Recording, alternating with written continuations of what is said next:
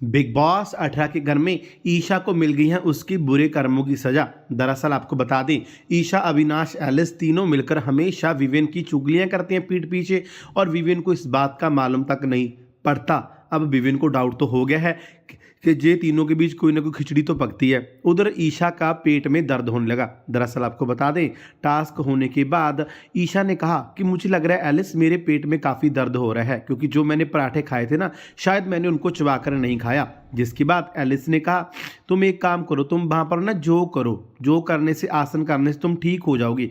ईशा ने कहा, नहीं नहीं, मुझसे उठा नहीं जा रहा। फिर अविनाश ने कहा कि क्या तुम्हारे लिए मैं ग्रीन टी लेकर आऊँ। जिसके बाद ईशा ने कहा नहीं।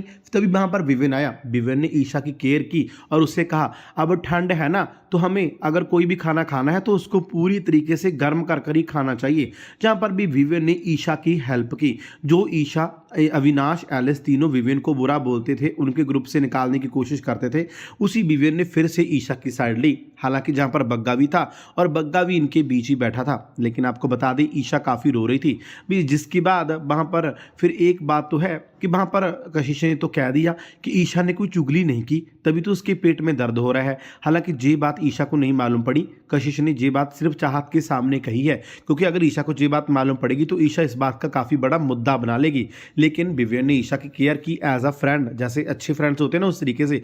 तो ईशा ने विवेन से थैंक्स कहा और माफ़ी मांगी। जिसके बाद विवेन ने कहा, माफ़ी किस बात की। जिसके बाद ईशा ने कहा, माफ़ी मैं इसीलिए मांग रही हूँ ताकि हमारी दोस्ती अच्छी बनी रहे, क्योंकि कई बार हम एक दूसरे की पीठ पीछे थोड़ी बहुत बातें करते हैं। जहाँ पर ईशा ने विवेन को हिंट दे दिया।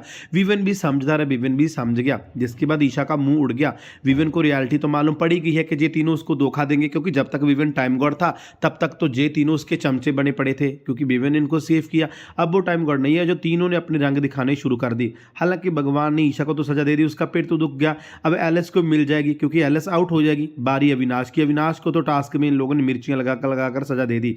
फिलहाल गाइस, आप विवेन के साथ हो क्या?